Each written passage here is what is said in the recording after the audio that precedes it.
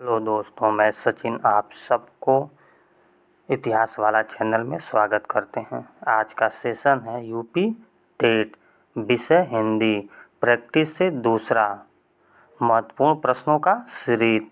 तो जिन लोगों ने अभी तक मेरा चैनल सब्सक्राइब नहीं किया है, कृपया इतिहास वाला चैनल को सब्सक्राइब करें, जिससे आने वाली वीडियो का नोटिफिकेशन आप तक पहुंचता रहे। तो चलिए शुरू करते हैं। आज का पहला प्रश्न कह रहा है, वाक्य के अशुद्ध भाग का चयन कीजिए। एक हरा राम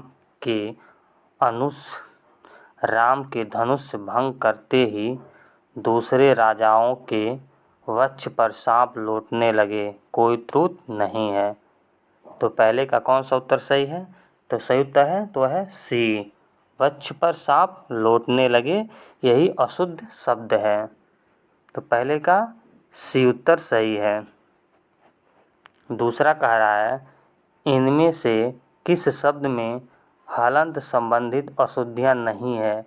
ए कह रहा है भविष्यतः, बी कह रहा है श्रीमान, सी कह रहा है सतचित, डी कह रहा है बुद्धिमान। तो दूसरे का कौन सा उत्तर सही है? तो है डी, बुद्धिमान में हलंत संबंधित अशुद्धियाँ नहीं है। तो कौन सा उत्तर सही है? तो है डी। तीसरा कह रहा है, कौन सा व्यंजन है? कौन व्यंजन है? ए कह रहा उस व्यंजन, बी कह रहा संयुक्त व्यंजन, सी कह रहा अंतःस्थल व्यंजन, डी कह रहा स्पर्श व्यंजन। तो तीसरे का कौन सा उत्तर सही है? तो है कौन सा व्यंजन है? तो है उष्म व्यंजन, यानी तीसरे का ए उत्तर सही है, उष्म व्यंजन। उष्म व्यंजन कौन सा होता है? जो अंदर से नहीं, जैसे होता है य, व, स, ह, ये सब क्या है? उष्म व्यंजन। चौथा कह रहा है, समुद्र मंथन करना का अर्थ है। समुद्र मंथन करने का अर्थ है घोर तप करना, बी कह रहा कठोर परिश्रम करना, सी कह रहा दृढ़ प्रतिज्ञा करना, डी कह रहा उद्देश्य को प्राप्त करना। तो चौथे का कौन सा उत्तर सही है? तो सही उत्तर क्या है? वह है बी, कठोर परिश्रम करना क्या हो गया? समुद्र मंथन करने का अर्थ है कठोर परिश्रम करना। तो चौथे का कौन सा उत्तर सही है? तो वह है बी। पांचवा कह रहा है, चिरायु शब्द में प्रयुक्त उपसर्ग है। चिरायु शब्द में प्रयुक्त उपसर्ग है चिरायु, तो उपसर्ग का है तो हो जाएगा डी, चीर। चीर का हो जाएगा उपसर्ग हो जाएगा, जबकि प्रत्यय का होगा क्या होगा? आयु होगा, यानी प्रत्यय क्या होगा? बी होगा, जबकि उपसर्ग क्या होगा? डी होगा। छठा प्रश्न कह रहा है, जस दूल्हा तन बनी बारात का अर्थ है। ए कह रहा सभी साथी एक ही जैसे, बी कह रहा संगठन से ही कार्य सिद्ध होता है, सी कह रहा बेढंगा होना, डी कह रहा सुंदर वस्त्र के साथ ही सुंदर वस्त्र का मेल होना। तो छठवें का कौन सा उत्तर सही है? तो सही उत्तर क्या है? वह है ए, सभी साथी एक ही जैसे, यानी जिस दूल्हा तन बनी बारात, माने जैसे दूल्हा है उसे सभी लोग हैं, तो क्या होगा? सभी साथी एक जैसे हैं। तो छठवें का ए उत्तर सही है। सातवां कह रहा है, निम्न वाक्यों में से संयुक्त वाक्य कौन सा है? ए कह रहा रूपा चाहती है कि वह नौकरी करे, बी है गीता जिस घर में रहती है बहुत गंदा है, सी कह रहा वह खाना खाकर सो गया, डी कह रहा उसने खाना खाया और सो गया।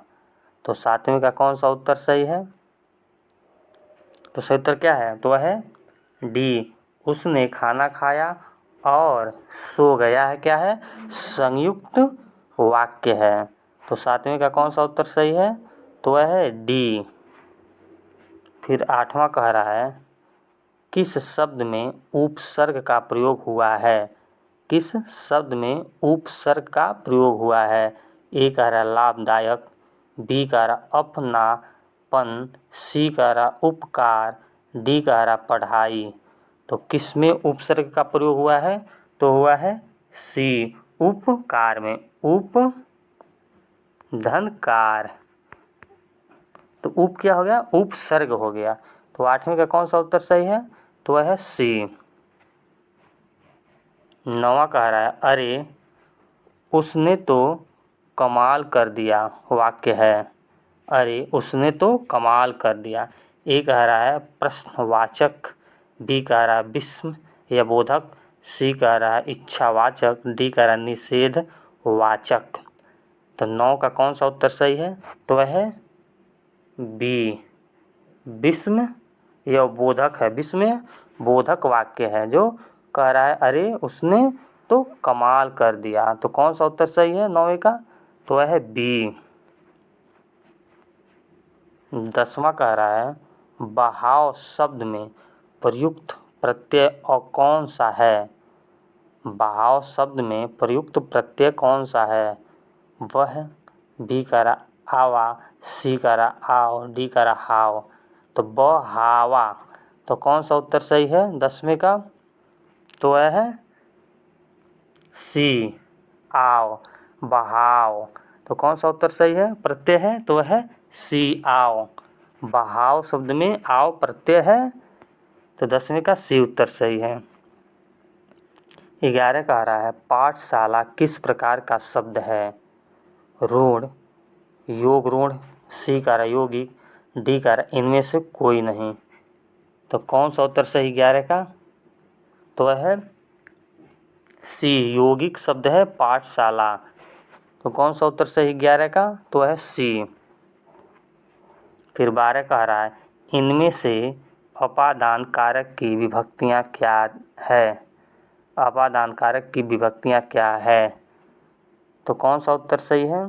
तो वह है सी, सी, अपादान सी। कारक कितने प्रकार के होते हैं? तो कारक 8 प्रकार के होते हैं। 13 कह रहा है वाक्य के अशुद्ध भाग का चयन कीजिए। ए कह रहा तुम कक्षा में आते हो, बी कह रहा कोई त्रुटि नहीं है, सी कह रहा साथ क्यों नहीं याद लाते, डी कह रहा तो तुम्हारी पुस्तक, तो तुम्हारी पुस्तक। तो 13 का कौन सा उत्तर सही है? तो वह है डी, तो तुम्हारी पुस्तक। ये क्या है? अशुद्ध भाग है, वाक्य में अशुद्ध है इसमें। तो 13 का कौन सा उत्तर सही है? तो वह है डी। 14 कह रहा है पवित्र में प्रयुक्त संधि का नाम है। ए कह रहा है गुण, बी कह रहा अयाद, सी कह रहा वृद्धि, डी कह रहा इनमें से कोई नहीं। तो 14 का कौन सा उत्तर सही है? तो वह है बी, अयाज संधि है। संधि कितने प्रकार के होते हैं? तो संधि 3 प्रकार के होते हैं। कौन कौन से होते हैं? तो स्वर्ण संधि, व्यंजन संधि, विसर्ग संधि। स्वर्ण संधि कितने प्रकार के होते हैं? वह 5 होते हैं। तो कहते हैं गुण, अयाद, वृद्ध, दीर्घ, यड़। तो कितने प्रकार के होते हैं संधि? 3 प्रकार के होते हैं।